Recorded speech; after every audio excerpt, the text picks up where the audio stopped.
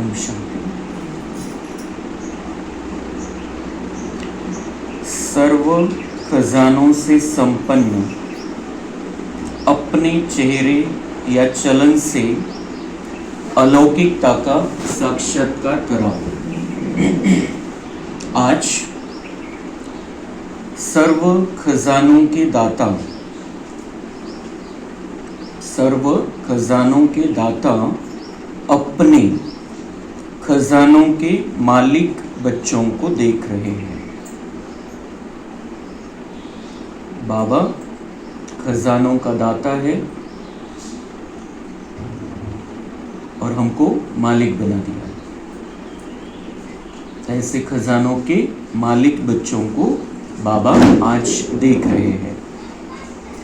हर एक बच्चा सर्व खजानों से संपन्न है,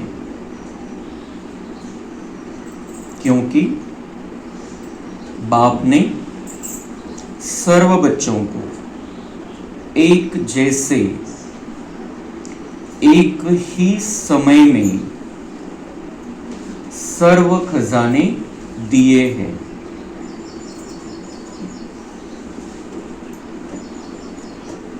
खूप महत्वपूर्ण गोष्ट है।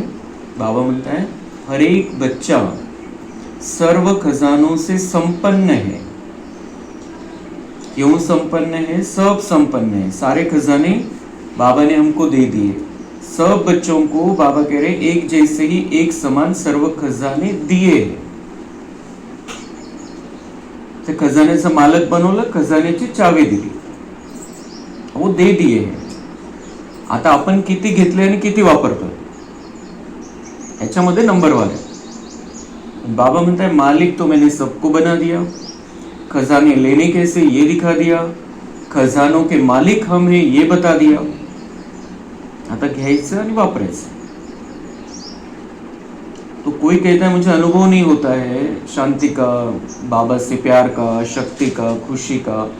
तो वो अनुभव नहीं होता है, इसका कारण ये है कि हमने लिए नहीं वो खजाना। आहे माहिती है फक्त। किसी को अगर नहीं अनुभव हो रहा है तो इसका मतलब है कि वो खजाना उसने लिया नहीं अभी अपने पास। बाबा ने तो दे दिया, बाबा ने बता दिया ले लो, घेतला नहीं आणि प्रॅक्टिकल मध्ये त्याला वापरला नहीं, अनुभव में नहीं लाया।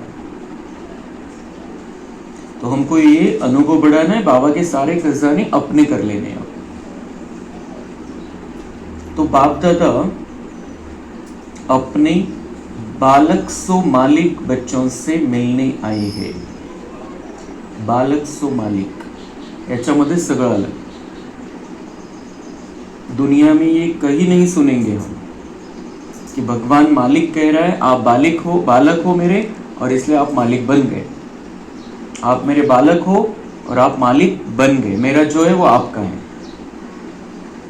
तो ये बालक सो मालिक की फीलिंग हमें सदा रहनी चाहिए। बाबा ने मुझे अपना बच्चा बना के सारे खजाने मुझे दे दिए, उसका मालिक बना दिया।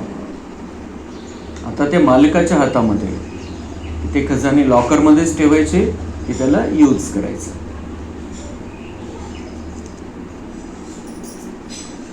बच्चों ने बुलाया तो बाप बच्चों के स्नेह में पहुंच गए हैं।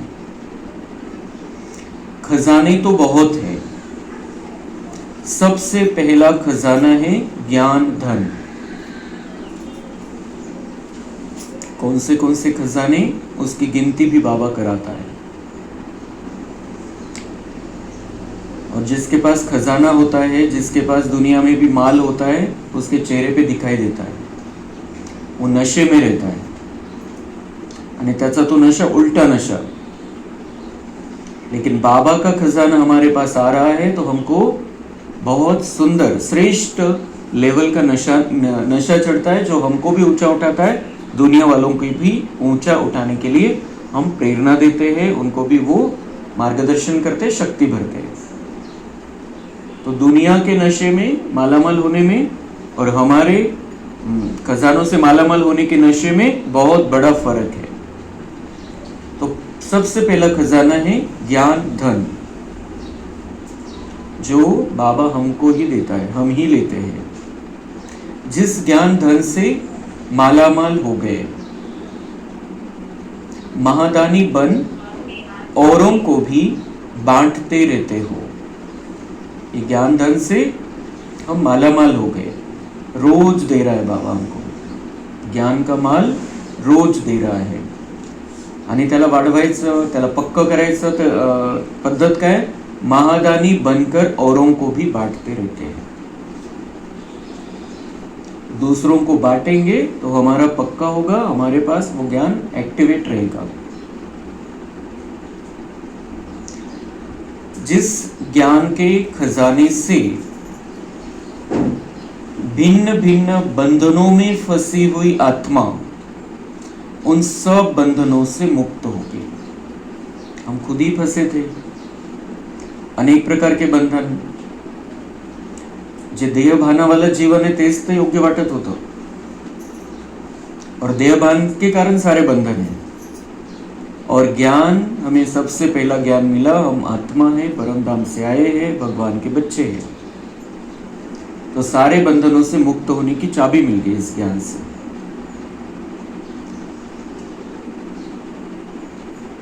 बंधन युक्त से बंधन मुक्त हो गए। बंधन युक्त थे, बांधले गेलो होतो, आता मुक्तीचा रस्ता सापडला आणि मुक्त राहतोय आपण। कोणत्या बंधनामध्ये आता स्वतःला बांधून नाही घेतलेलं, आपण सेवा म्हणून सगळं करतोय। साथ में योग अर्थात याद का खजाना, पहला ज्ञान का खजाना, उसके फायदे बताए बाबा ने। योग अर्थात याद का खजाना, जिससे अनेक शक्तियां प्राप्त की है।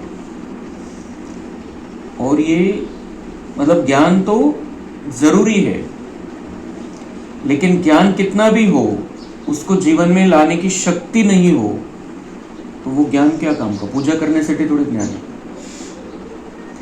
तो उसके लिए योग चाहिए। मतलब ज्ञान का अपना महत्व है, लेकिन योग ही नहीं होगा तो वो ज्ञान जीवन में उतरेगा ही नहीं, एक्टिवेट ही नहीं होगा। योग से शक्तियां मिलती है जिससे हम ज्ञान धन को अपने जीवन में उतारते हैं।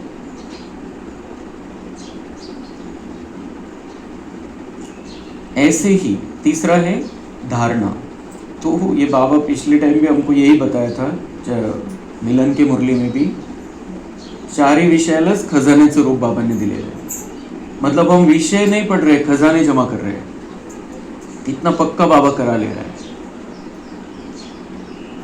ऐसे ही धारणा द्वारा सर्व गुणों की अनुभूति अर्थात खजाना मिला है। साथ में धारणा की शक्ति से सर्व के स्नेह की शक्ति, सर्व के प्यारे और न्यारेपन की शक्ति का खजाना प्राप्त किया, सर्व के स्नेह का खजाना अनुभव किया। तो धारणा से क्या हुआ? बाबा कह रहे धारणा द्वारा सर्व गुणों की अनुभूति, मतलब आपको अनुभव होने लग गया। जो भी गुण है, शांति है, प्यार है, सुख है, संतुष्टता है, दिव्यता है, सहयोग है, तो ये गुण हमको अनुभव होने लग गए, उसका आनंद आने लग गया। काम, क्रोध, लोभ, मोह, अहंकाराचं जीवन होतं, तेच नॉर्मल वाटायचं की असं तर पाहिजेच, असं तर आहेच। जसं तो छोटा मुलगा सुद्धा, एक 6 महिन्याचा 8 महिन्याचा मुलगा सुद्धा, त्याला आता हे होतं, त्याच्या हातातली वस्तू जर कोणी घेतली तर तो रडायला लागतो, त्याला वाटतं ही माझी है। तो वही जीवन था हमारा, उसको ही हमने सब कुछ समझ लिया था। लेकिन जो धारणा बाबा ने सिखाई, उस धारणा से हमें समझ में आया कि मेरा आत्मा के जो 7 गुण हैं और देवताओं की जो दिव्यता है, उसके अलावा मेरा कुछ भी नहीं है, कुछ भी मेरा नहीं है। वापरायला भेटलेले ती गोष्ट वेगळी, वापरतोय आपण, वापरायचं पण आहे, मालक बनून, पण माझं म्हणून रडायचं नाही। तो धारणा से उसका अनुभव हमने किया, गुणों का अनुभव किया, गुणों का खजाना मिल गया। और धारणा की शक्ति से फिर क्या हुआ, त्याचा परिणाम, पुढचा परिणाम स्वतःलाच अनुभव होतोय। पण मग आपण धारणा करतोय, आपण गुणवान बनत चाललेलो आहे, तर त्याचे रिझल्ट काय मिळते? सर्व के स्नेह की शक्ती, सर्व के प्यारे और न्यारेपन की शक्ति का खजाना प्राप्त। ये नई बात बाबा ने बताई कि आपकी धारणा से तो आपको आनंद आता ही है, क्योंकि वो विकारों में दुख है और गुणों में सुख है, निर्विकारिता में सुख है, उसका अनुभव तो आप कर ही रहे हो. पण आपण जितकं गुणवान बनत जातो तितकं बाहेरच्यांचं बाकीच्यांचं सगळ्यांचं प्रेम आपल्याला प्राप्त व्हायला लागतं. तो वो जो प्रेम प्यार है दुनिया का वो नहीं, हमारे तरफ शब्द है स्नेह. ये आत्मा का स्नेह, आत्मा को आत्मा से स्नेह मिलने लगता है, जिसमें देह का कोई विषय नहीं है, वो स्वार्थ की कोई बात नहीं है. तो ये स्नेह, अंदर का स्नेह हमको प्राप्त होने लगता है. और आत्मा को अंदर का स्नेह ही चाहिए. बाहर के स्नेह तो करके देख लिया, दुखी होते आए जन्म जन्मांतर, लेकिन ये अंदर का जो स्नेह वही उसी की प्यास से आत्मा को. तो ये धारणा से वो स्नेह मिलने लगता है. जो हम गुणों की धारणा करते हैं तो ये प्योर स्नेह मिलने लगता है. विशेष जो हमारे भाई बहने हैं, बाबा के बच्चे हैं, उनका स्नेह हमको मिलने लगता है. और ये सबसे बड़ी प्राप्ति है. देवी देवताएं तो हम सतयुग में बनेंगे, लेकिन वो वहां पर हमको वो अनुभव नहीं होगा, क्योंकि वहां दुख दर्द है ही नहीं. यहाँ पे जब हम देवी देवता बनने वाले भाई बहनों से हमें स्नेह मिलता है तो उसका अनुभव भी होता है, उसका आनंद भी होता है, प्राप्ति की महसूसता भी होती है. तो बाबा कह रहे ये धारणा से ये हुआ कि आपके अंदर ये धारणा की शक्ति आ गई. उसका रिजल्ट ये है कि सर्व के स्नेह की शक्ती, सर्व के प्यारे और न्यारे.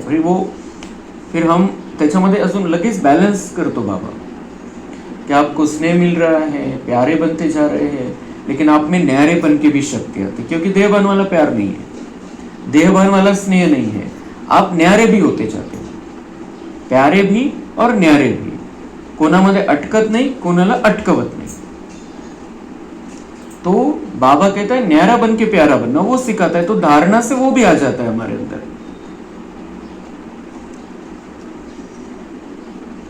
सर्व के स्नेह का खजाना अनुभव किया, साथ में सर्व ब्राह्मण संबंध से अपार खुशी का खजाना अनुभव किया.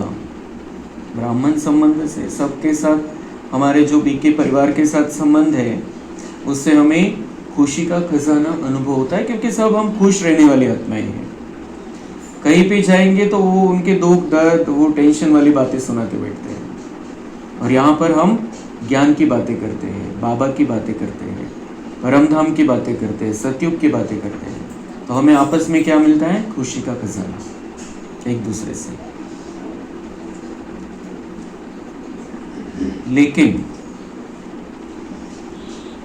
फिर बाबा कहते हैं ज्यादा उड़ो मत.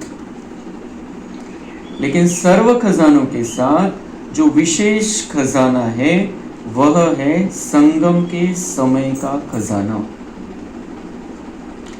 मिल सब कुछ रहा है, लेकिन इस समय के खजाने पर अटेंशन नहीं दिया, समय वेस्ट जा रहा है कहीं पर, तो इतना मिलके भी लीकेज. इसलिए बाबा सावध करता है कि ये समय के खजाने को ध्यान में रखो. आपको ये संगम के समय का खजाना मिला है. जिस आत्मा को समय के खजाने का महत्व है वह सदा अनेक प्राप्तियों के मालिक बन जाते हैं. जिसको समय के खजाने का महत्व है वो सदा और अनेक प्राप्तियों के मालिक बन जाते हैं, क्योंकि संगम युग का समय बहुत छोटा है, लेकिन समय से प्राप्तियां ज्यादा है. अगर हम संगम युग में हैं, और संगम युग में विशेष बाबा इस ओर ध्यान दिलाता है कि जो दिनचर्या बताई है, और यहाँ पे उसकी सेटिंग लगभग हो गई है अभी, तो वो दिनचर्या बाबा कहता है उस पर ध्यान दो. फिर दिनचर्या पे ध्यान देंगे हम, तो हम जब जीवन व्यवहार में आते हैं, किसी के कांटेक्ट में आते हैं, कामकाज करते हैं, तब भी हम अटेंशन में रहते हैं. पण दिनचर्याच नाही, अमृतवेला झाली नाही, मुरली झाली नाही, नुमाशामचा योग नाही, मध्ये मध्ये ट्रॅफिक कंट्रोल नाही, तर अनुभव घेऊन बघायचं कसं अस्तव्यस्त जीवन होऊन जातं. आपण जर दिनचर्याचं पालन करतोय तर आपण दुसऱ्यावर प्रभाव टाकू शकतो. अनुभव करून बघायचं. नाही करत आहे आपण त्या दिनचर्येचं पालन नाही करत आहे, तर त्यांचा प्रभाव आपल्यावरती पडेल, हे 100%. आपण त्या चक्करमध्ये येऊन जाऊ. ते म्हणताय ना, हाँ असं है तो असं है.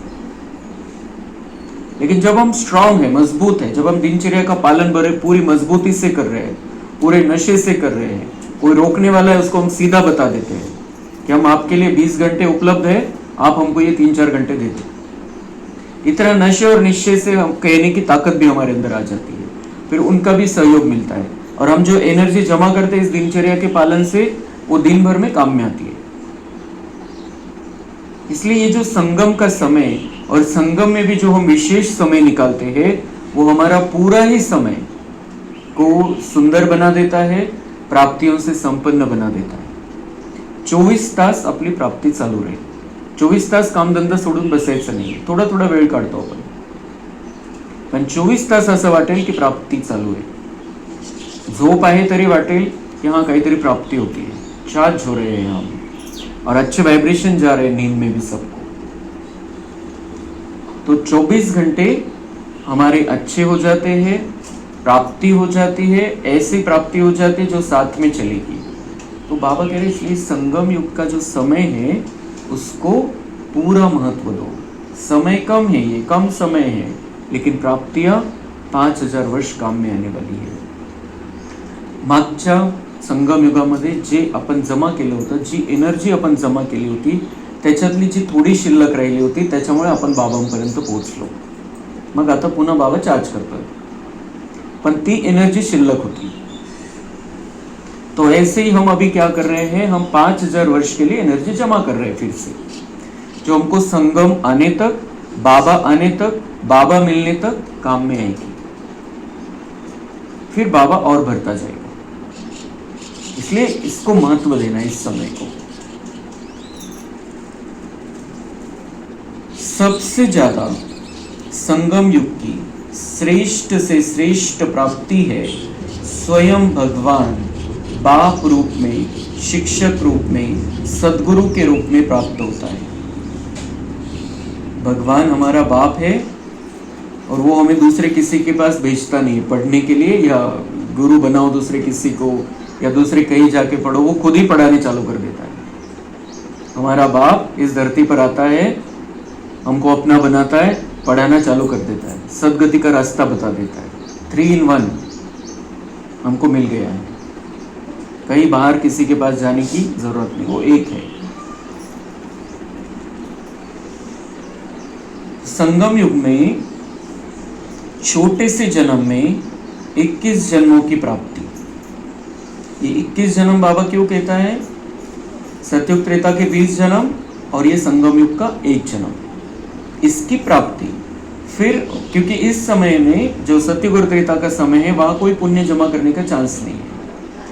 बाद में हम क्या करेंगे, बाकी के जन्मों में पुण्य करेंगे, उसका अगले साल, अगले कल्प में अगला जो जन्म रहेगा उसी युग में हमारा अगला जन्म रहेगा, उसमें हमको प्राप्ति मिलती रहेगी उसके कर्म के फल के स्वरूप में. लेकिन अभी हम जो कर रहे हैं वो पूरा का पूरा प्रारब्ध के रूप में हमारे साथ में चलेगा, जो सतयुग और त्रेता में काम आएगा. सतयुग त्रेतामध्ये पुण्य करून, कुठल्याही प्रकारचं पुण्य करून भाग्य जमा करण्याचं चान्स नाही.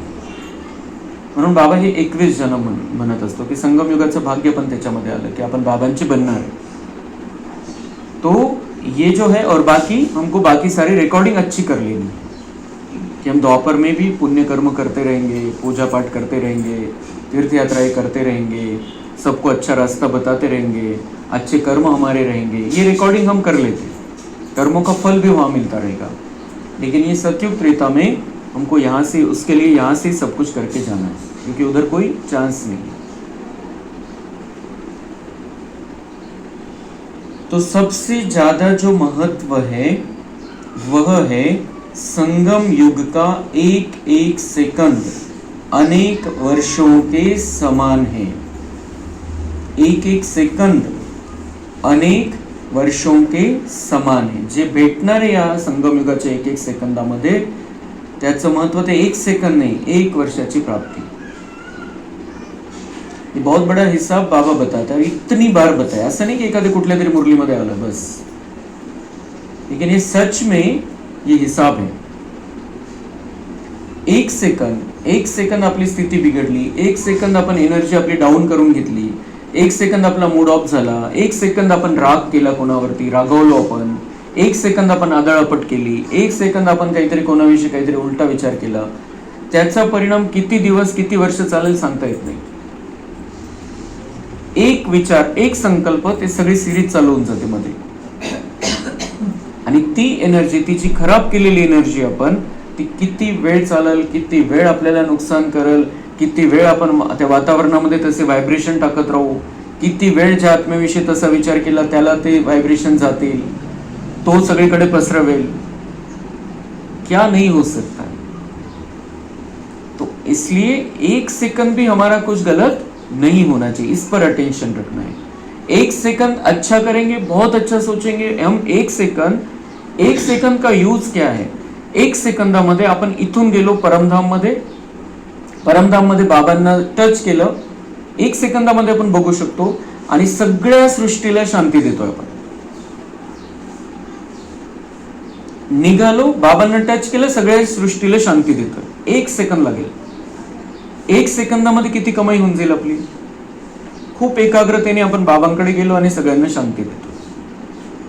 आणि तोच एक सेकंद आपण पूर्वज आहे, मुळांमध्ये आहे, तोच एक सेकंद, कारण आपल्यावरती प्रभाव आहे सगळ्यांचा. आता कसं झालेलं आहे की सगळे आत्मे तमोप्रधान आहे. आपल्यामध्ये शांती आली तर ते शांतीला कॅच करायला त्यांना वेळ लागेल, कारण तशी सेटिंग नाही, रिसिव्हर तसं नाहीये, डिश तशी नाहीये की ते लगेच कॅच करतील आपल्या शांतीला. म्हणून आपण म्हणतो की सबको शांती मिल रही है. योगमध्ये आपण म्हणतो की सगळ्यांना शांती मिळतीये, सगळ्यांना आपण शांती देतोय, सृष्टि की सभी आत्माओं को शांति मिल रही है. लेकिन वो हम भावना करते हैं, भावना छोड़ रहे हैं हम वातावरण में. तो धीरे धीरे उनकी कैपेसिटी हो जाएगी कि वो हमारी शांति को कैच करेंगे. ऐसा नहीं कि हम दे रहे हैं और उनको मिल रही है, लगेच नाही होत. आणि म्हणून कोणाच्या मनामध्ये प्रश्न पण येऊ शकतो की आपण योग करतो, शांती देतो, सगळ्यांना शांती मिळते, जग शांत का होत नाही. संशय तो आ सकता है मन में की मग हे योगचा काय फायदा आहे. आपण म्हणतोय सबको शांती मिल रही है, मग सगळे कसे शांत झाले पाहिजे. सगळे बाबांचे बच्चे शांती देत आहे, सगळीकडे योग चाललेला आहे. का बरं, कारण त्यांची दिशाच तशी नाही ना अजून, ती दिशा सेट झालेली नाहीये. पण आपण वातावरणामध्ये तर टाकतोय ती शांती. जेव्हा ती दिशा त्यांची सेट होऊन जाईल, त्यांची तयारी होऊन जाईल, त्यांचं थोडं खूप आश निर्माण होईल त्यांच्यामध्ये की मला आता शांतीच पाहिजे, दुसरं काहीच नको, तेव्हा ते जे व्हायब्रेशन आपण वातावरणामध्ये टाकलेले ते कॅच करून घेतील. ये बहुत बड़ा साइंस है, ये समझ लेना है हमने. पण जे आपण काम विकार, क्रोध, लोभ, मोह, अहंकार या सेटिंग मध्ये सगळे आत्मे आणि आपण पूर्वज आहे, आपण मुळ्यांमध्ये, तर ती सेटिंग त्यांची ती आहे, आपण त्यांचे पूर्वज आहे. आपल्याला एक सेकंद जरी राग आला तर ते सगळीकडे पोहोचणार, कारण त्यांचं डिश त्या दिशेला आहे बरोबर, ते चॅनल लागून जाईल त्यांच्यामध्ये. खूप विचार करायचा याच्यावरती. और इसलिए ऐसे नहीं कहता है बाबा एक सेकंड, ये हमारा 1 वर्ष खराब कर लिया हमने. अगर 1 सेकंड गुस्सा किया, सारी सृष्टि के आत्माओं को चला गया हो. त्यांचं ते चॅनल ओपन आहे 24 तास, 7 दिवस 24 तास, आठवड्यातले सगळे दिवस आणि 24 तास ते चॅनल चालूच आहे. आपण आपल्याला राग आला, कामविकार, क्रोध, लोभ, मोह, अहंकार, काहीही त्यांची दिशा बरोबर सेट झालेली आहे त्याच्यावरती. आणि आपल्यावरती ही सृष्टी आधारित आहे. द्वापरमध्ये आपण बिघडलो नसतो तर स्वर्ग जाऊन नरक आला नसता, रावण राज्याला चान्स नसता. आपल्यावरती आधार आहे. आणि म्हणून शास्त्रामध्ये पण म्हटलं की देवी देवता वाम मार्गाला गेले, आपण उलटा रस्ता पकडला म्हणून ही दुनिया उलटी झाली. आपल्यावरती आधारित आहे सगळं. म्हणून खूप अटेन्शन ठेवायचं. शांती प्राप्त व्हायला त्यांना वेळ लागणार आहे, सुख प्राप्त व्हायला वेळ लागणार आहे, आपण किती योग केला तरी. पण त्यांना 1 सेकंद पण लागणार नाही आपला राग घ्यायला, दुनियेतल्या सगळ्या आत्म्यांना. आणि मग आपण 1 सेकंदामध्ये जर राग व्यक्त करतोय, क्रोध आला आपल्याला आणि तो दुनियेतल्या सगळ्या आत्म्यांनी कॅच केला आणि त्यानुसार त्यांनी काही जरी केलं, उलटा पालटा चुकीचं पाऊल उचललं, त्यांचा राग आपण वाढवला, खूप रागामध्ये होता, विचार करत होता आता मी काय करू, आणि त्याला आपले रागाचे व्हायब्रेशन गेले, त्याचा निर्णय पक्का होऊन जाईल, अभी मैं ये इसका खून कर डालता हूं, त्याच्याशिवाय पर्यायच नाही, मला मारूनच टाकावं लागेल. कशामुळे त्याचा विचार पक्का झाला? काठावरचे राहतात लोक असे. कशामुळे पक्का झाला? जसं मतदानाच्या वेळेला काठावर लोक असतात, अचानक तिथे गेल्यावर निर्णय बदलतो, काहीतरी आठवतं त्याला त्याचं दुसऱ्या त्या उमेदवाराचं. तो ऐसे ही अगर वो सोच रहा है मैं क्या करूं और हमारा क्रोध का वाइब्रेशन उसको चला जाए, उसका गुस्सा बढ़ जाएगा, तेवढंच वाढणं जरुरी होतं एखाद्याचं मर्डर करायसाठी. त्याला त्याच्यापर्यंत आपला राग पोहोचला, त्यांनी खून करून टाकला, त्याचा हिशोब कोणाला द्यावा लागेल? सगळं सूक्ष्म आहे, आत्मा आत्मेशी कनेक्ट आहे आणि आपल्याशी सगळे कनेक्ट आहे. म्हणून खूप खूप विचार करून आता काही पण करायचं आपल्याला.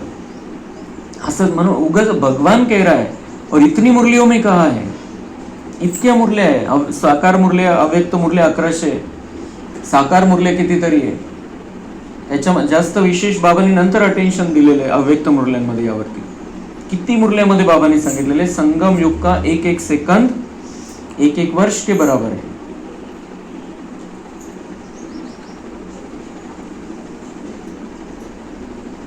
तो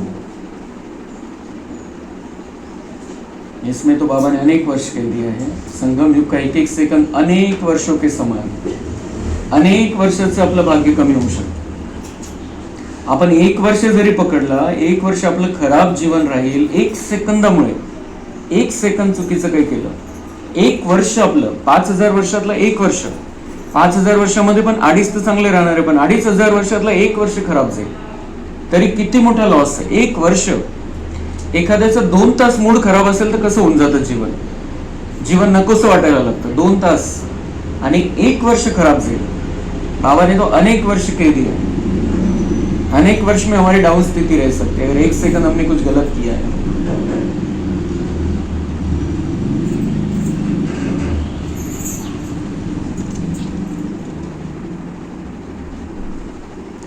तो बोलो, सर्व खजानों से संपन्न तो है, संपन्न है ना, इसलिए बाप दादा सदा समय की स्मृति दिला रहे हैं. यही समय है, ये खजाने हम जमा कर सकते हैं, यही संगम का समय है, इसलिए इसका 1-1 सेकंड का महत्व रखना है. कई बच्चे समझते हैं कि 1-2 मिनट अगर और कुछ सोच लिया तो 2 मिनट ही तो है. सेकंड के बाद बाबा कह रहा है ऊपर, और बच्चे क्या कहते हैं 1-2 मिनिट झालं इकडे तिकडे, तो काय होतं 1-2 मिनिट ही तो है. तो मतलब हम कामकाज तो करेंगे, 2 मिनट नहीं 2 घंटे करेंगे. घर में करना है, कहीं पे जाना आना है, वो सब है. ते करत असताना चुकीची भावना नाही निर्माण व्हायला पाहिजे. बाबांच्या छत्रछायेमध्ये आपण चालतो अशी स्थिती पाहिजे. कारण जी माया आहे बाहेर, ती फक्त याच्यावरच टपलेली आहे की आपण कधी बाबांपासून अलग होतो. ती हल्ला करायला तयार आहे. तो और कुछ सोच लिया, 2 मिनट ही तो है, लेकिन जितना समय का महत्व है उस अनुसार तो 2 मिनट नहीं, 2 मास भी नहीं, 2 वर्ष के समान है. इतना महत्व है संगम के समय का. तो कभी 1 वर्ष कहता है, कभी 2 वर्ष कहता है बाबा, कभी अनेक वर्ष कह देता है, क्योंकि हर एक आत्मा ने क्या क्या किया उस 1 मिनट में, 1 सेकंड में, उस पर है. सगळ्यांसाठी सेम थोड़ी रहे. किसी के लिए 1 सेकंड अनेक वर्षों जैसा खराब हो जाएगा. कितना खराब उसने किया है उस समय. म्हणून बाबा म्हणतात त्याचे एक लेवल असते त्याची, किती खूप खराब, अति खराब, मीडियम खराब, कमी खराब, वेस्ट थोडंसं टाकलेलं आहे, समर्थ स्थिती नव्हती. तो वो हर एक का अलग अलग रहेगा, इसलिए वो अलग अलग हिसाब आता है बाबा. एक्युरेट प्रत्येक मुरलीमध्ये तसंच्या तसं नहीं. तो बाबा कहते 2 मिनट कैसे है, 2 मिनट 2 वर्ष के समान है. किसी के लिए उसने कुछ ज्यादा कुछ नहीं किया है गड़बड़, ऐसे समय के लिए बाबा कह रहे हैं कि उसके 2 मिनट 2 वर्ष के समान. इतना महत्व है संगम के समय का. अगर ये 2 मिनिट हमारे 20 मिनिट भी खराब कर दे तरी पण वाईटच आहे ना, चांगलं थोडी आहे त्याच्यात काही. तो वो तो बहुत बड़ा हिसाब है, लेकिन हम छोटा भी समझ ले तो क्यों करना है फिर गलत, वेस्ट क्यों करना है।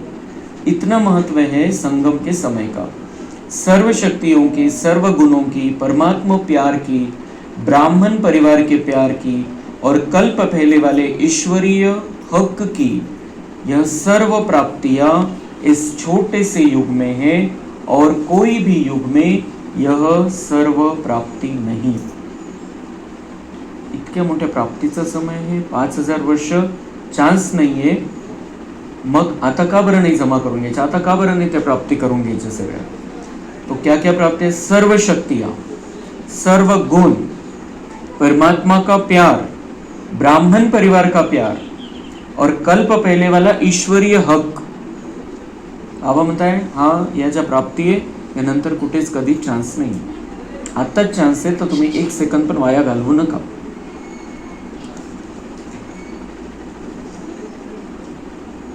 तो राज्य भाग्य होगा, आप सबका राज्य होगा, सुख शांति सब होगा, लेकिन परमात्मा मिलन का, अति इंद्रिय सुख का, सर्व ब्राह्मण परिवार के प्यार का, आदि मध्य अंत की नॉलेज का भाग्य अब संगम पर ही मिला है, हर कल्प मिलता रहेगा।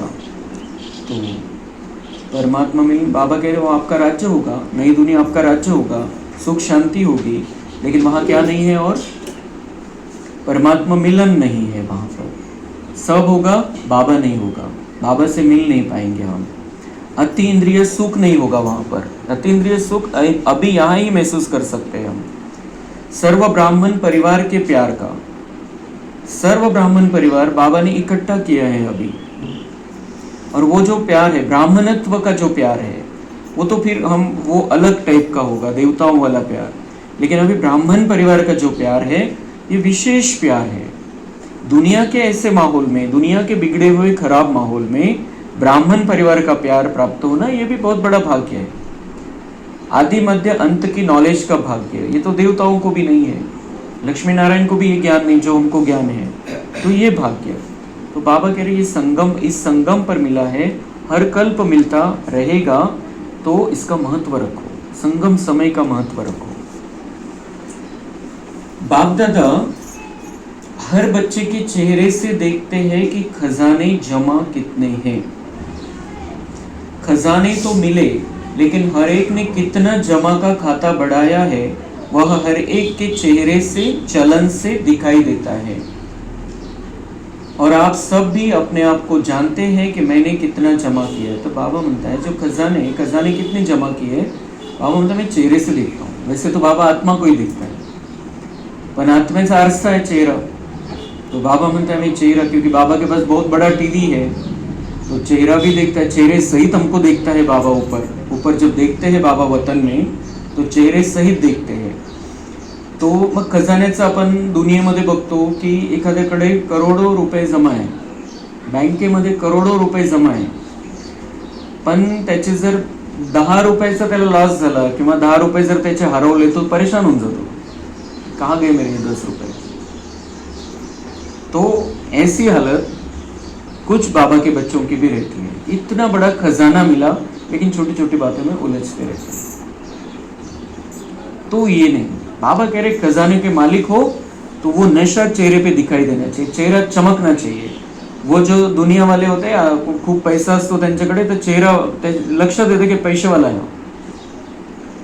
हमारे पास तो ऐसे खजाने हैं जो 5000 वर्ष चलने वाले हैं, तो हमारा चेहरा चमकना चाहिए।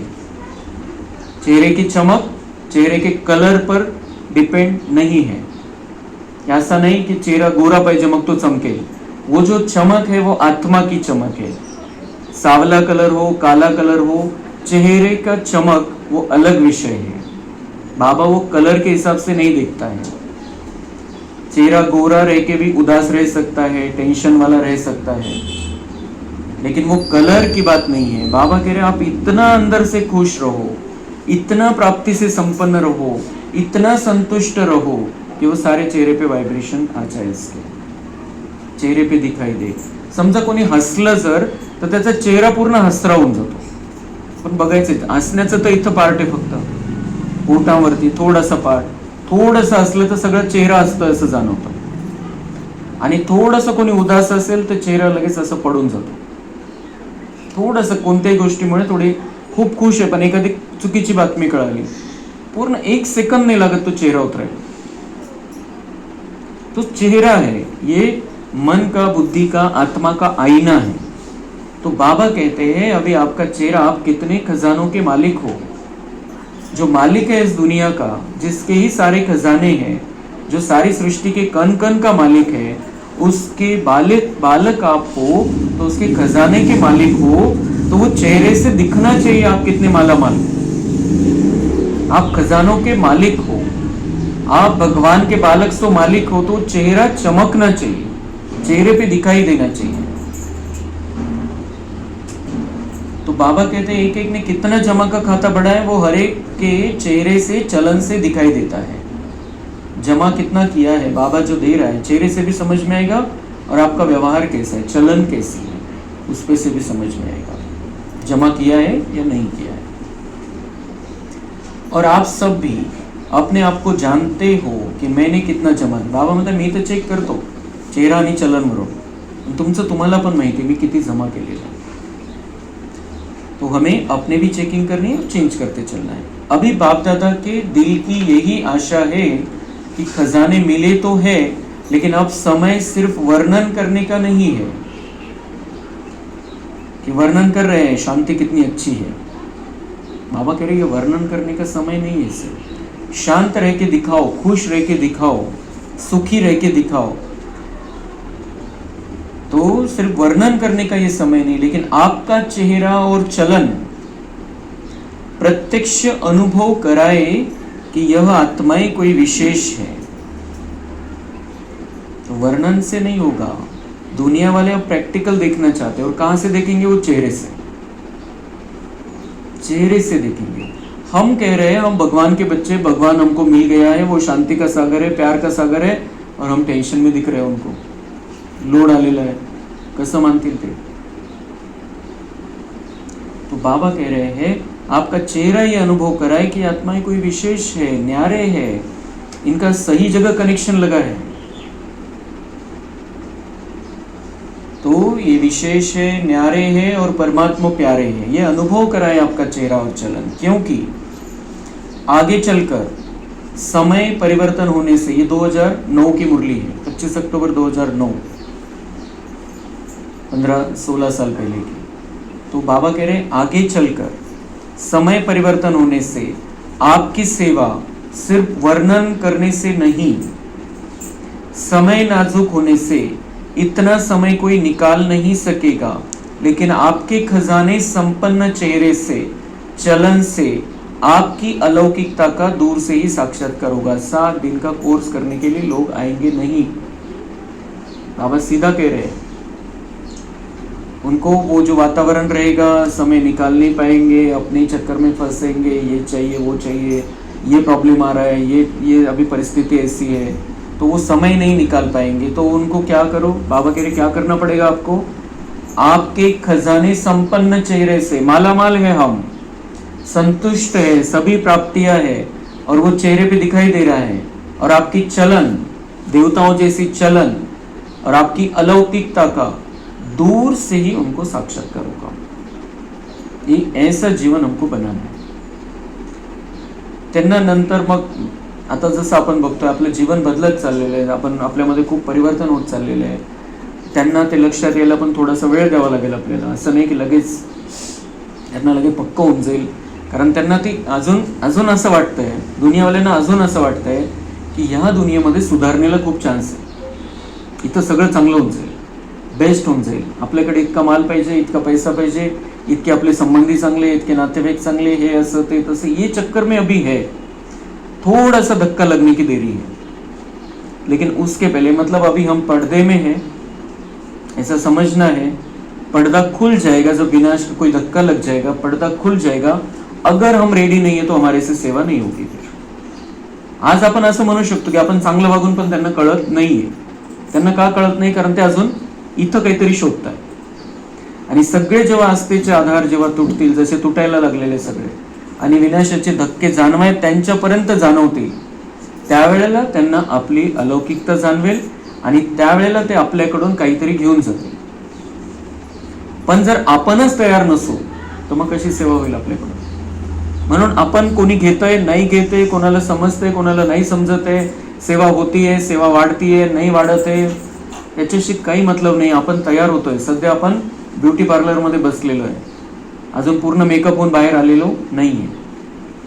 पूरा मेकअप करणं आहे, पुरी चलती फिरती मूर्ती बनचाना आहे. मग असं होणार आहे की आता जसं 33 कोटी बनायचे, अजून आतापर्यंत 50 लाख बनलेले, एक एक बाबाचा बच्चा जाईल, समोर राहील, खूप दुःखाची स्थिती आहे, त्यांना साक्षात्कार होऊन जाईल, ये तो देवी है, ये तो देवता है, ये तो इष्ट देवी है, आणि लाख जण बाबांचे बनून जातील. असंच कसं होणार आहे? 50 लाख व्हायला इतके वर्ष लागले, 33 कोटी कशी काय होणार आहे? तो वो साक्षात्कार ही होने वाले हैं उनको, लेकिन हम तैयार नहीं है तो हमारे द्वारा कैसे होगा साक्षात्कार? म्हणून असं नाही की आज कळत नाहीये त्यांना, किती सांगितलं तर समजत नाही, कुछ मतलब नहीं है उससे. हमें अपनी स्थिति पर ध्यान देना है. ऑटोमेटिक सब होने वाला है, बाबा हमसे सब करा लेगा.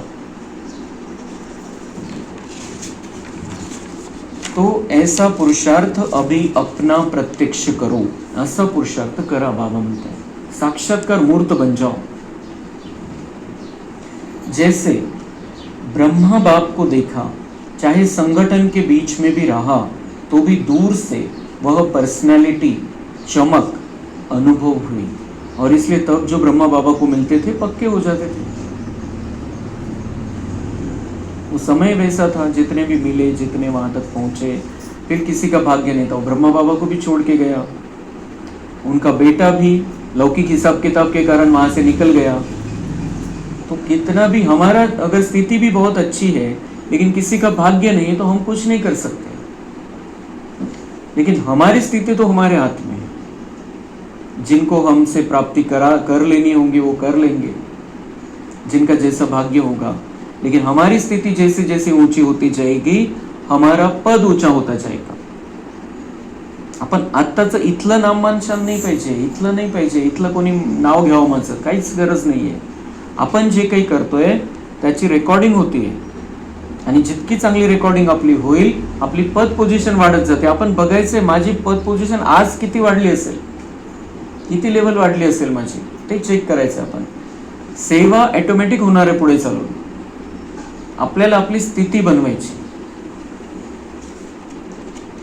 तो ये ऐसी बहुत सुंदर बातें आ जाती है बाबा की मुरली में, इसलिए हमें बहुत अटेंशन से सुनना है, समझना है, अपने से लगा के उसका वो सारा चेकिंग करना है कि मेरे में क्या है, मुझे क्या करना है. अब बाबा ने कितनी अच्छी अच्छी बातें समझाई, मुझे उस पर अमल करना है. मेरा कैसा फ़ायदा मैं करूं, और मेरा फ़ायदा करते करते दुनिया का कैसे फ़ायदा करूं, ये सब हमारा जीवन अब ये होना चाहिए. आता बाकीच्या ज्या गोष्टी आहे त्याला बाबा झरमुई जगमुई म्हणतो, त्याच्यापासून बिलकुल दूर होऊन जायचं. तेवढ्यापुरतं तेवढं. जेव्हा आपल्याकडून कोणाला सपोर्टची गरज आहे, सहयोगाची गरज आहे, अज्ञानी आत्म्यांना पण त्यांना ते देत राहायचंय. तेवढ्यापुरतं तेवढं. पण कशाच्या आधाराने द्यायचंय? बाबांनी सेवा दिलेली आहे, वो है तो बाबा का ही बच्चा, असं समजू. समय पर कोई भरोसा नहीं. बाप दादा ने पहले से ही कहा है कि अचानक कुछ भी क्या भी हो सकता है. इसलिए संदेश देने का या अपने प्रोग्रेस का अभी अभी कभी कभी नहीं. बाप दादा ने कहा ही है कि वास्तव में ब्राह्मणों की डिक्शनरी में कभी कभी शब्द शोभता नहीं है. अभी अभी संकल्प किया, करना ही है, देखेंगे करेंगे, यह गे का शब्द ही नहीं है. इसलिए आपकी मम्मा ने भी यही लक्ष्य रखा और सबको याद दिलाया कि अभी नहीं तो कभी नहीं, अभी नहीं तो कभी नहीं. दुनिया वालों को हम कहते हैं, लेकिन अपने आप को कहना नहीं. पुरुषार्थ में, धारणाओं में, चलन में जो भी बाबा सिखाता है, अभी नहीं तो कभी नहीं. क्योंकि कल कभी नहीं आता. कल से करेंगे, कल से करेंगे, कल से करेंगे, होता नहीं है वो. अब भी करना है. और ये मम्मा की धारणा थी, ये मम्मा की विशेषता थी, इसलिए ब्रह्मा बाबा की पहली संपूर्ण बन गई. ब्रह्मा बाबा को तो आगे की सेवा थी, मम्मा जाने के बाद सारा सेट करना था, इसलिए ब्रह्मा बाबा का पार्ट था रुकने का, वो हम कह सकते हैं। लेकिन मम्मा ने इसी आधार से नंबर 1 ले लिया, पुरुषार्थ में नंबर 1 ले लिया। उनका पुरुषार्थ सबसे पहले फाइनल हुआ है ब्राह्मण परिवार में। क्यों? क्योंकि ये विशेषता थी उनकी, अभी नहीं तो कभी नहीं। बाबा ने कहा और मम्मा ने किया। तो डबल पुरुषार्थी बच्चे अभी अभी करने वाले हैं या कभी कभी? जो समझते हैं कि अभी अभी करके दिखाने वाले हैं वह हाथ उठाओ। अपना अपना अंदर ही अंदर मन में पक्का करते चलना है। अब मैं कभी कभी वाला बच्चा नहीं हूँ, कभी करेंगे या कभी कभी करेंगे, कभी कभी नहीं करेंगे, ऐसा नहीं। अभी मेरा पक्का हुआ है, फाइनल हुआ है, मेरा जीवन ही है, संगम युग का जीवन है। तो अभी मुझे बाबा जो कहता है वो करके सतयुग का पहले जन्म का जीवन प्राप्त करना है। 16,108 में आना है। कुठंतरी लिहून ठेवायचं मोठ्या अक्षरामध्ये 16,108। वो लक्ष्य अगर हमारा फाइनल, ये तो लक्ष्य है लक्ष्मी नारायण जैसा बनना है हमको, लेकिन फिर भी 16,108 में आने का लक्ष्य बहुत बड़ा लक्ष्य है, बहुत ऊंचा लक्ष्य है। और फिर हमारे अंदर धीरे धीरे लक्षण आते जाएंगे। फिर हमारे अंदर का जो आलस्य अलबेलापन है वो ऑटोमेटिक समाप्त हो जाएगा। 16,108 दिसलं कि बस, तो हमारा जो कुछ भी ढीलापन रहता है वो उससे हम मुक्त हो जाएंगे। लक्ष्य सामने होगा तो करना ही है, करना ही है, करेंगे नहीं, करना ही है। याद रखना, अपने आप ही अपना चार्ट रखना।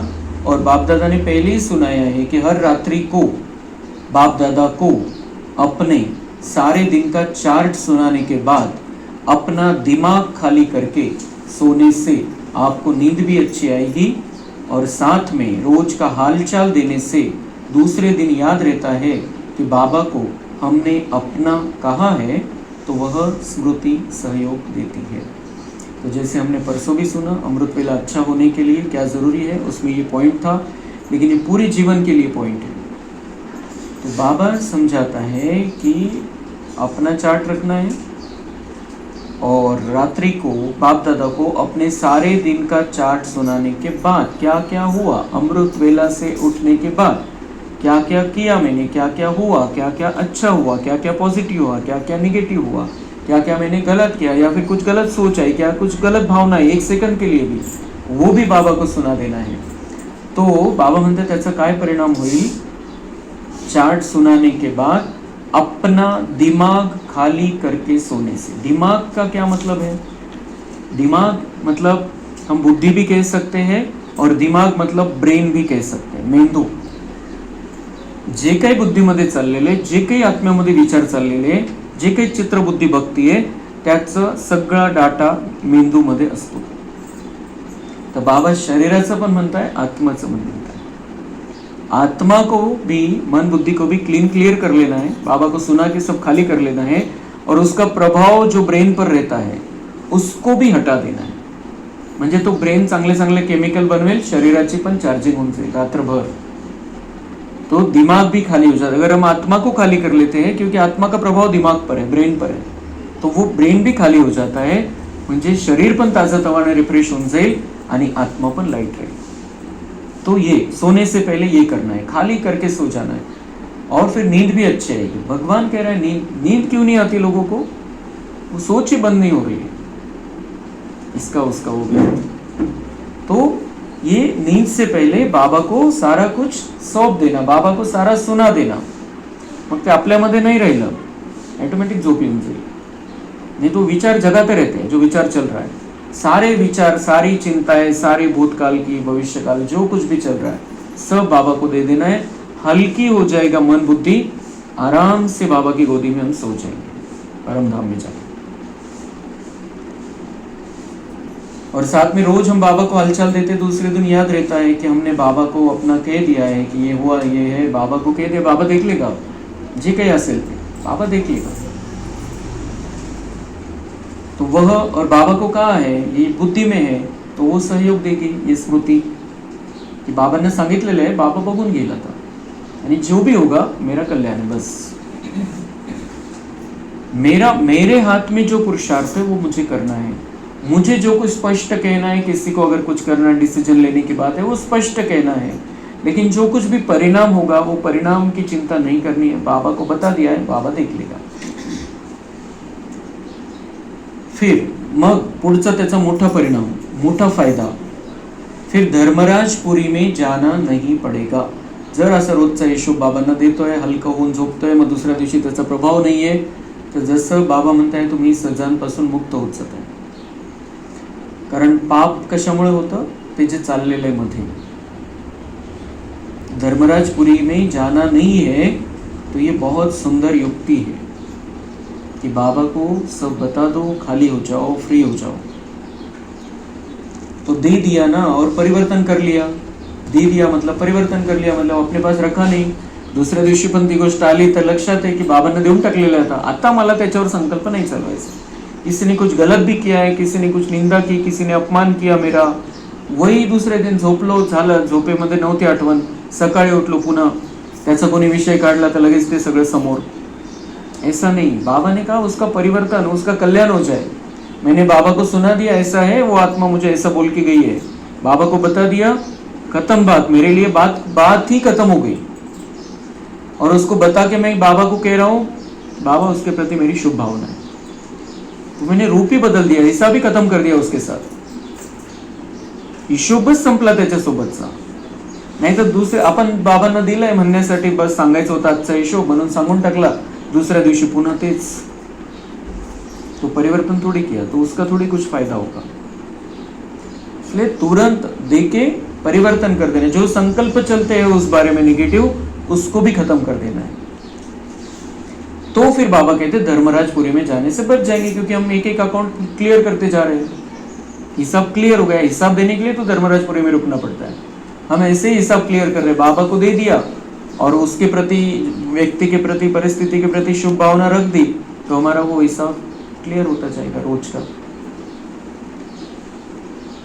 अभी दूसरे वर्ष देखा तो किसने नहीं है. बाबा कह रहे हैं दूसरे वर्ष के लिए लक्ष्य रखो. दुसरं वर्ष कोणी पाहिलेलं आहे, दुसरं वर्ष कोण काय होणार आहे, कुठे आपलं काय होणार आहे काय माहिती. पण बाबा म्हणते तरी लक्ष ठेवा, तुम्ही आहे आणि राहणार आहे असं समजून. दूसरा वर्ष देखा तो किसने नहीं है, लेकिन अभी लक्ष्य रखो. फिर बाबा कह रहे लक्ष्य रख सकते हो आप वर्ष के लिए. फिर कह रहे बाबा वर्ष को छोड़ो, कम से कम जितने थोड़े समय में बाप की जो आशा है कि चेहरा दिखाई दे, चलन दिखाई दे, वह जल्दी से जल्दी प्रॅक्टिकल में करके दिखाओ. बाबा म्हणते त्याच्यासाठी वर्षाचा वेळ काय करायचा आहे. वर्ष तर पुढचं कोणी पाहिलं नाही, वर्षाचं लक्ष ठेवू शकता, पण त्याच्यासाठी वर्ष काय करायचं, जे हे करा मी जे सांगितलं आता, चेहरा आणि चलन, तो उसको बाबा कह रहे जल्दी से जल्दी प्रैक्टिकल में करके दिखाओ. जल्दी से जल्दी कितना जल्दी, अभी नहीं तो कभी नहीं,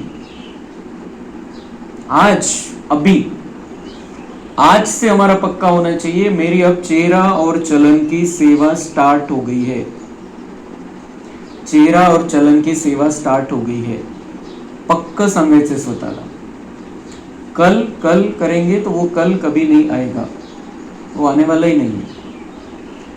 आज अभी चेहरा और चलन की सेवा स्टार्ट. मुझे अभी अपने चेहरे पे कोई गलत भाव लाने ही नहीं है, नकारात्मक भाव लाने ही नहीं है, उदासी वाले भाव लाने ही नहीं है, टेंशन मुझे आना ही नहीं चाहिए, मुझे गुस्सा आना ही नहीं चाहिए, मुझे डिस्टर्ब होना ही नहीं है. परिस्थिती येईल, प्रॉब्लेम येतील, सगळं काही होईल, पण जर आपण हे ठरवलेलं आहे माझा चेहरा नाही बिघडला पाहिजे, बाबा सोबत आहे, माझ्याकडे शक्ती आहे, सगळ्या ज्ञानाचे अस्त्रशस्त्र आहे, मी बाहेर निघेल याच्यातून, चेहरा नहीं बदलना पाहिजे. और चलन तो देवता है जैसी, चाहे कोई कैसा भी हो, चाहे रावण हो सामने, हमें देवता बन के रहना. तो बाबा कह रहे हैं हिम्मत है तो हमारे में हिम्मत है. बाबा को बता देना है मेरे में हिम्मत है. हिम्मत है तो हाथ उठाओ, क्योंकि हिम्मत चाहिए, क्योंकि सामने परीक्षा आती है. इसलिए बाबा पूछता है हिम्मत पण पक्की करा तुमची, परीक्षा येईल. तुम्ही जर ठरवलेलं आहे पण परीक्षा येईल. आणि कोणी अचानक एखादा साधारण व्यक्ती पेपर घेऊन जातो आपला, साधारण व्यक्ति जिसको कलयुग के अंत में कोई पार्ट मिलने वाला है, वो भी आके हमको टेस्ट करके जाएगा. तो इसलिए बाबा कहते हिम्मत चाहिए. तो हिम्मत है, अच्छा, मुबारक हो. बाप दादा तो हर बच्चे में निश्चय और हिम्मत का उमंग उत्साह अभी अभी देख रहा है। फिर बाबा कह रहे हैं अभी अभी हिम्मत का उमंग उत्साह देख रहा है। बाबा ने सुनाया, हमने समझा, बाबा की ताकत है, बाबा के वाइब्रेशन में हम सुन रहे हैं, बाबा की छत्र चाहे। तो बाबा कह रहे हैं अभी तो सबका निश्चय, हिम्मत का उमंग उत्साह अभी अभी बाबा देख रहा है। हमने कुछ होगा तो हमने कट कर दिया, निगेटिव का भी कट कर दिया, होगा होगा, लेकिन मेरा चेहरा नहीं बदलेगा, मेरी चलन नहीं बदलेगी। हमने पक्का किया, बाबा भी खुश है। तो बाबा कह रहे लेकिन जाते जाते थोड़ा कम नहीं करना, बढ़ाते रहना। अभी जितना उमंग उत्साह है, जितना पक्का किया है, उसमें और वृद्धि होनी चाहिए। जाते जाते और रास्ते से कोई मिलेगा, बाहर जाते विचार चालू हो जाएंगे। बाबा कह रहे पक्का करके जाओ चेहरा और चलन की सेवा। जैसे बाबा कहता है अंत समय की सेवा मनसा सेवा है, वैसे चेहरा और चलन की भी सेवा है। और आज बाबा ने ये पक्का करा दिया, हम बालक सो मालिक है, हमारे को सभी प्राप्तियां है। तो हम चेहरे से खुश नहीं रहेंगे, हमारी चलन देवताओं जैसी नहीं रहेगी तो किसकी रहेगी फिर? हम नहीं तो कौन करेगा? नशा होना चाहिए जैसे दादी गुलजार को रहता था। हम नहीं तो कौन? दुनिया वाले नहीं कर सकते। दुनिया वाले फक्त ते नाटकी चेहऱ्यावरती हसू आणू शकतात एवढ्यापुरतं, कारण त्याला त्यांना त्याचे पैसे मिळतात। शिकवलं जातं मॅनेजमेंटमध्ये की तुमचा चेहरा हसरा ठेवा, मग तो मालक जॉबवर ठेवेल, नहीं तो नहीं ठेवत। तो वो उनको कमाई है, प्राप्ति है, इसलिए वो जबरदस्ती से अपने चेहरे को वो रखते हैं वैसा। दुनिया वाले समझ नहीं पाते नाटकीय हंसते का क्या है ऐसा, लेकिन उसका अच्छा थोड़ा बहुत परिणाम हो जाता है। लेकिन हमारा जो चेहरा है वो अंदर का आईना होना चाहिए, अंदर की आंतरिक खुशी, तो वो परमानेंट रहेगी। चाहे हम ऑफिस में, जॉब में है, या घर में है, या अंदर है, या बाहर है, या अकेले रूम में बैठे हैं, तब भी कोई नहीं देख रहा है, तब भी। तो बाबा कह रहे हैं अभी थोड़ा कम नहीं करना है, इसको बढ़ाते रहना। बाप दादा ने जो दृढ़ संकल्प की चाबी दी है, क्या करना? बढ़ाने के लिए क्या चाहिए? दृढ़ संकल्प, वो चाबी है। जो चाबी दी है उसको सदा ही कायम रखना, हरवली नहीं पाहिजे ही चाबी। दृढ़ता पक्की ठेवायची, करना ही है अभी अभी, गे गे नहीं, करेंगे देखेंगे नहीं, अब भी करना है, अब भी करना है। बाबा म्हणता है करो, जल्दी से जल्दी करो, और फिर फाइनल बताते बताते बाबा कहाँ पर आ गया? अब भी करो। तो हमने भी निर्णय ले लिया अब भी से स्टार्ट करनी है सेवा। कभी कुछ हो जाए 1 सेकंड में रिसेट कर लेना खुद को। वह समय अभी गया, गे करने का समय अभी गया, 2009 में ही चला गया, तो जाएगा नहीं, होना ही है। बाबा कह रहे हैं अभी ये जो कुछ भी संपन्नता का समय है वो हमको पूरा फाइनल करना ही है। अभी आपको जो भी देखे उसको आपके चेहरे में चमक दिखाई दे, प्रत्यक्षता के निमित्त बनना है, बाप को प्रत्यक्ष करना है। तो क्या करना है? सदा मुस्कुराता हुआ चेहरा, कोई चिंतन में, कोई उलझन में नहीं। चिंतन वाला चेहरा भी दिखाई देता है, चिंतन चल रहा है। चिंता उससे अच्छी चिंतन है, चिंता से अच्छा चिंतन है की चिंतन चाललेलं आहे मध्ये, पण बाबा म्हणतात तो चिंतन वाला चेहरा पण नहीं पाहिजे। बाबा ने कहा है तुम मुझे याद करो, तुम्हारे लिए सोचने का काम भी मैं करूंगा। तो चिंतन वाले चेहरे की भी जरूरत नहीं, बहुत प्यार से खुश, मतलब खुश रह के हम सोच सकते हैं, बाबा के ज्ञान के बारे में पॉइंट्स हम उस पर विचार कर सकते हैं। चिंतन वाला चेहरा नहीं चाहिए बाबा को। ये ऐसा ब्रह्म बाबा का चेहरा, उनका चिंतन कम चलता होगा क्या, लेकिन चेहरा कैसा है, और वो भी चिंतन कैसा है? शुभ चिंतन। बाबा भी कहते हैं मैं बच्चों के लिए गरम गरम बनाता हूँ, हलवा बनाता हूँ जो बच्चों को देना है मुझे। तो वो चिंतन, लेकिन वो बाबा से कनेक्ट होके प्यार के सागर में डूबता हुआ, जैसे बाबा ने आज अमृत वेला कहा कि स्नेह के सागर में डूबे रहो, ये डूबने का अनुभव करो। तो स्नेह के सागर में डूबा हुआ कोई आत्मा है, वो चिंतन करेगा तो चेहरे पे चिंतन नहीं दिखाई देगा, खुशी दिखेगी। चिंतन के समय भी खुशी दिखाई देगी। कोई उलझन में नाही, चेहरे पे कोई कन्फ्युजन नाही, गोंधळ झालेला आहे, काय करू आता, ते चेहऱ्यावर लगेच जाणवतं, वो भी नहीं।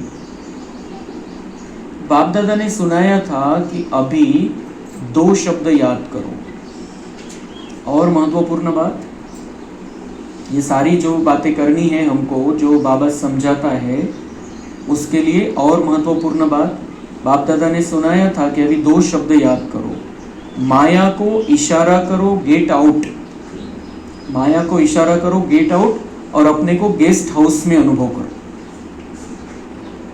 माया को गेट आउट करो, माया को इशारा करो, कोई भी प्रकार की माया आती है, बाबा के से दूर ले जाने वाली कोई भी बात है तो समझना है माया है। तो ऐसी माया को गेट आउट करो, बाहर का रास्ता दिखाओ, यहां से बाहर का, घर के बाहर का भी नहीं, यहां से बाहर का रास्ता दिखाओ, मन बुद्धि पे भी नहीं होना चाहिए।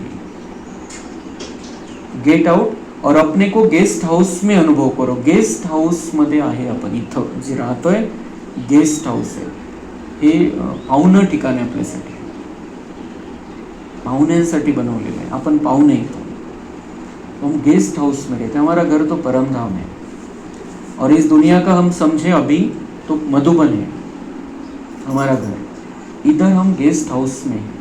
तो गेस्ट हाउस में है, ये जब बुद्धि में रहता है तब हम फंसते नहीं हैं, अटकते नहीं हैं, लगाव में नहीं आते हैं, फिर वो मैंपना नहीं आता है, वैराग्य की भावना रहती है।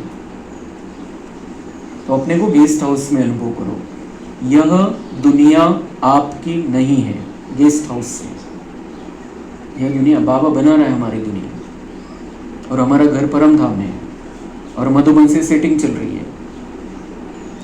तो बाबा कह रहे हैं ये दुनिया आपकी नहीं है, गेस्ट हाउस है, अब तो घर जाना ही है। घर के नज़ारे मन में बुद्धि में दिखाई दे तो ऑटोमेटिकली घर आया कि आया। आपका एक गीत है, अब घर चलना है, तो यह लहर हर स्थान पर हो, चाहे भारत चाहे विदेश, अब यह अनुभव प्रत्यक्ष करके दिखाओ। बेहद का वैराग्य, गेस्ट हाऊस में दिल नहीं लगती, जाना है याद रहता है। पुन्हा पाहुण्यांकडे गेलो तर तिथं आपण तिथंच नाही राहत, पक्का राहतं कि मुझे जाना है, भले मैं 1 दिन लेट करूँ 2 दिन लेट करूँ, लेकिन पक्का रहता है मुझे जाना है, मेरा घर नहीं है, पाहुण्यांकडे आलेलो है, तो जाना है। बाबा कह रहे अभी ये लहर फैलाओ सब तरफ, सबको लेने के लिए मैं आया हूँ। तो अभी आपके मन में भी होना चाहिए, सबके मन में भी ये लहर चलनी चाहिए, जाना है, जाना है, जाना है, अब घर जाना है। तो यह बेहद का वैराग्य कोई भी प्रकार के मन के संकल्पों को, आपस में संगठन के, माया के विघ्नों को एकदम समाप्त कर देगा। क्योंकि जाना है तो हम इधर परेशान नहीं होंगे, या किसी को परेशान नहीं करेंगे, या कोई भी विघ्न आएगा संगठन में तो हम उसमें अटकेंगे नहीं, वो समाप्त होते जाएंगे। फिर यह माया के तूफान आपके लिए तोहफा बन जाएंगे। यह जो छोटे छोटे पेपर आते हैं वो पेपर नहीं लगेंगे, लेकिन एक अनुभव बढ़ाने की लिफ्ट लगेंगे। गिफ्ट और लिफ्ट, समझा? कोई भी पेपर है गिफ्ट, और अनुभव बढ़ता जाएगा तो जैसे लिफ्ट मिल गया हम आगे बढ़ गए, समझा? अभी लक्ष्य रखो, बेहद के वैरागी और हिम्मत उमंग उत्साह के पंखों से उड़ते रहो और उड़ाते रहो। अभी उड़ने का समय है, अपने पंख सदा चेक करो, कमजोर तो नहीं हो रहे हैं। बाबा कह रहे हैं उड़ते रहो, उड़ाते रहो। ज्ञान योग के पंख, हिम्मत उमंग उत्साह के पंख, बाबा म्हणतात हे पंख मजबूत ठेवा तर तुम्ही उडत राहाल, नाही तर ही दुनिया तुम्हाला जकडून ठेवेल, पकडून ठेवेल, तुम्ही अडकून जाल। पंख मजबूत होने चाहिए। बाबा कह रहे चेक करो, ये चेक करो कि कमजोर तर नहीं हो रहे उमंग उत्साह के पंख, त्यांना दुरुस्त करायचं आहे, ठीक ठेवायचं आहे। उमंग उत्साह असेल तर आपण उडत राहू। ज्ञान मार्गामध्ये उडणं खूप आवश्यक आहे, नाही तर खालचे पकडून घेतील आपल्याला। अच्छा, चारों ओर के तीव्र पुरुषार्थी, हिम्मत और उमंग उत्साह से उड़ने वाले, चलने वाले नहीं, उड़ने वाले, चारों ओर के बाप समान, संपन्न और संपूर्ण बनने वाले, बाप दादा के दिल तख्त नशीन, सदा बाप के कंबाइंड रूप का अनुभव और सहयोग लेने वाले हर एक बाप के सिकिलधे स्नेही बच्चों को बाप दादा का याद, प्यार और नमस्ते। हम रूहानी बच्चों का रूहानी बाप दादा को याद, प्यार, गुड मॉर्निंग, नमस्ते, वाह बाबा वाह, शुक्रिया बाबा शुक्रिया। वरदान है, अपनी श्रेष्ठ वृत्ति द्वारा शुद्ध वायुमंडल बनाने वाले सदा शक्तिशाली आत्मा भव। जो सदा अपनी श्रेष्ठ वृत्ति में स्थित रहते हैं वे किसी भी वायुमंडल वाइब्रेशन में डगमग नहीं हो सकते। तो ये सारा हमको आज जो बाबा ने सुनाया उसका यूज करके ये वरदान को प्रैक्टिकल में लाना है। हम बालक सो मालिक है, हम यहाँ पर गेस्ट हाउस में रह रहे हैं। माया को हमको गेट आउट करना है। चेहरा और चलन से मुझे बाबा को प्रत्यक्ष करना है। हे जर आपलं पक्का राहील तर हे वरदान ॲक्टिवेट होऊन जाईल। जो सदा अपनी श्रेष्ठ वृत्ति में रहेंगे हम इन बातों के कारण, फिर उसमें स्थित रहेंगे तो किसी भी वायुमंडल वाइब्रेशन में डगमग नहीं हो सकते। कोई भी वायुमंडल हो, इसके कैसे भी वाइब्रेशन हो, कोई भी परिस्थिति हो, हम डगमग नहीं हो सकते, हलचल में नहीं आ सकते। वृत्ति से ही वायुमंडल बनता है। वृत्ती से ही वायुमंडल, हमारी वृत्ती म्हणजे आपण जो विचार करतोय आणि ते सारखे सारखे त्या टाईपचे विचार करतोय तर त्याचे एक वायुमंडल वृत्ती बनत असते। त्याला दृष्टिकोन पण म्हणू शकतो आपण। एक वृत्ताकार स्थितीमध्ये आपले ते विचार बाहेर पडत आहेत, तर वृत्ती, आणि त्या वृत्तीमुळे मग वायुमंडल सगळं वातावरण बनत असतं। तो यदि आपकी वृत्ति श्रेष्ठ है तो वायुमंडल शुद्ध बन जाएगा। कई वर्णन करते हैं कि क्या करे, वायुमंडल ही ऐसा है। कई बाबा के बच्चे वर्णन करते हैं कि वायुमंडल ही ऐसा है। बाबा म्हणता है तुमची क्षमता ओळखा। वायुमंडल का क्या सवाल है, आप जहां पर है वहां का वायुमंडल आप बदल सकते हो। वायुमंडल के प्रभाव में आपको नहीं आना है, आपके प्रभाव से वायुमंडल को बनाना है। तो कैसे बनेगा, हम अगर डगमग नहीं रहेंगे, हमारी स्थिति अच्छी रहेगी, अचल अडोल रहेंगे, तो हमारे शुद्ध अंदर जो वृत्ति है, शुद्ध विचार है, शुद्ध भावना है, बाबा से कनेक्शन है, वैराग्य वृत्ति है, तो हम वायुमंडल को शुद्ध बना लेंगे। और फिर ये वायुमंडल के कारण हमारा पुरुषार्थ कमजोर या ढीला ढाला नहीं होगा। बाबा कहते, कई वर्णन करते हैं कि क्या करे, वायुमंडल ही ऐसा है, वायुमंडल के कारण मेरी वृत्ती चंचल हुई। तर वातावरणच असं, या दुनियेमध्ये वातावरणच असं आहे, तर माझं मन गेलं इकडे तिकडे, बुद्धी भटकली, वृत्ति चंचल हो गई, मन बुद्धि चली गई, मतलब वृत्ति फिर वो बदल गया, सब दृष्टिकोण बदल गया। तो उस समय तो क्या हो गया, बाबा कह रहे हैं इसका अर्थ क्या हो गया, तो उस समय शक्तिशाली आत्मा के बजाय कमजोर आत्मा बन जाते।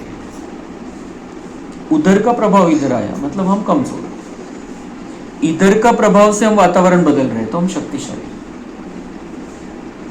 लेकिन व्रत यानी प्रतिज्ञा को स्मृति से वृत्ति को श्रेष्ठ बना दो तो शक्तिशाली बन जाएंगे। बाबा म्हणते हैं प्रतिज्ञा करा। जैसे हमारी प्रतिज्ञा है, आज हम प्रतिज्ञा करते बाबा से कि हम चेहरा और चलन से सेवा करेंगे। हम अभी इस दुनिया में गेस्ट हाउस में रह रहे हैं, माया को हमको, किसी भी प्रकार की माया को हमको गेट आउट करना है। तो ये अगर हम प्रतिज्ञा करेंगे तो हम शक्तिशाली बन जाएंगे, कमजोरी खत्म हो जाएगी। स्लोगन, गुण मूर्त बनकर सर्व को गुणमूर्त बनाना ही महादानी बनना है। दान दिया जाता है दुनिया में, सहयोग किया जाता है एक दूसरे का, की काहीतरी पाहिजे, त्यांना आवश्यकता आहे, मी देतोय, किंवा माझ्याकडे आहे म्हणून मी देतोय। महादानी बनणं म्हणजे ज्याची त्यांना गरज आहे ते मी देतोय। कोणाला शांतीची गरज आहे, कोणाला शक्तीची गरज आहे, कोणाला प्रेमाची गरज आहे, माझ्याकडे सगळा खजिना आहे, त्यांना जे पाहिजे ते मी देतोय. दुनियेमध्ये दान कशाचं करतात की जे माझ्याकडे आहे ते मी देतोय. त्याची गरज कधी कशाची असते.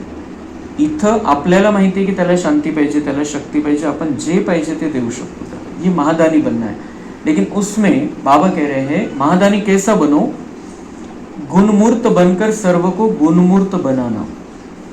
गुणों की मूर्ती बन जाओ. म्हणजे जे गुण आपण ऐकतोय, बाबा समजवतोय, ते आपल्या वागण्या बोलण्यामध्ये दिसले पाहिजे. प्रॅक्टिकलमध्ये गुणांची धारणा प्रॅक्टिकलमध्ये दिसली पाहिजे. तर गुणांची धारणा ते करून आपण अनुभवामध्ये आणतोय, प्रॅक्टिकलमध्ये ते दिसतंय. तर आपल्याला त्या गुणांची मूर्ती बघून, आपल्याला असं गुणवान बघून दुसऱ्यांना पण ते वाटेल की आपण का बरं नाही राहू शकत यांच्यासारखं. हे पण तर आपल्यासारखेच आहे, आपण का नाही राहू शकत यांच्यासारखे. किती गुणवान आहे, कसं हे म्हणजे स्थिर राहत आहे, शांतीमध्ये राहत आहे, त्यांचं जीवन किती चांगलं आहे. यांना टेन्शन येत नाही, यांना लोड येत नाही, हे डिस्टर्ब होत नाही. परिस्थिती यांच्या समोर पण आहे, पण हे कसे स्थिर राहतात. मला पण माझ्यामध्ये हा गुण आणायचा.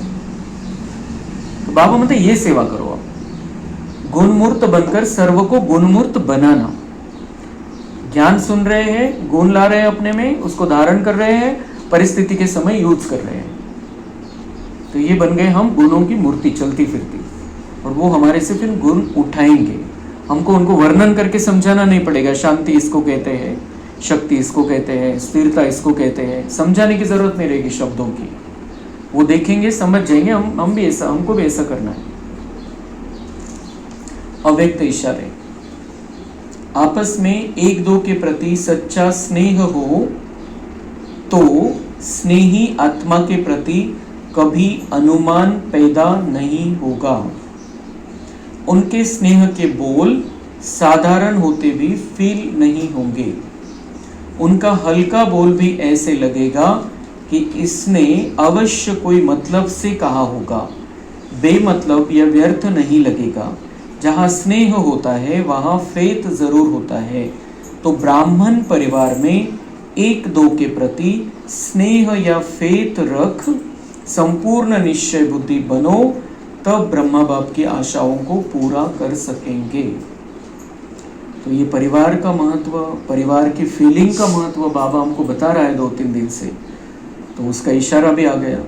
तो ब्रह्मा बाबा की आशा, ब्रह्मा बाबा की आशा क्या है. ब्रह्मा बाबा ने ये सारी रचना रची, सब ब्रह्मा बाबा के संकल्पों की रचना है. हम भी, बाबा ने हमको यहाँ लाया तो हमें एक दूसरे के साथ पारिवारिक संबंध से रहना है, एक परिवार की तरह रहना है. क्योंकि ब्रह्मा बाबा हमारा पिता है, उसने हमको यहाँ लाया है, हम इस पिता की संतान है.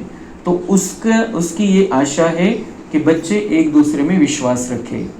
एक दूसरे में विश्वास रहेगा तो परिवार चलता रहेगा. तो विश्वास रखना एक दूसरे में, निश्चय कभी कम नहीं होना चाहिए, और एक दूसरे के प्रति स्नेह होना चाहिए. आत्मा का आत्मा से स्नेह, ईश्वरीय स्नेह वो होना चाहिए एक दुसरे. मग काय होतं, कधी कधी कोणी काहीतरी इशारा देतं, कोणी काहीतरी वॉर्निंग देतं, कोणी काहीतरी असं सहज बोलून टाकतं. काही मनात नसताना कधी कधी काही समोर असल्यावर एखादा शब्द तसा निघून जातो. तर बाबा म्हणते जर स्नेह असेल तर ते साधारण शब्द पण फील होणार नाही. असं कसं बोलले मला, असं कसं काय बोलले, यांचं काय विचार आहे, काहीतरी डाऊट किंवा काहीतरी मग माझ्याविषयी यांना राग आहे का, कुछ भी आ सकता है. तो वो इसलिए बाबा कह रहे हैं स्नेह होना चाहिए और परिवार में निश्चय होना चाहिए. ये परिवार के मेंबर है, हमारा भगवान का परिवार है, ब्रह्मा बाबा का परिवार है. एक दूसरे के प्रति स्नेह की ही भावना होनी चाहिए. डाऊट, संशय, राग या सगळ्या गोष्टींपासून दूर होऊन जायचं. हमारा परिवार है, हमें सच्चा स्नेह मिल रहा है, सच्चा स्नेह लेना है, विश्वास रखना है.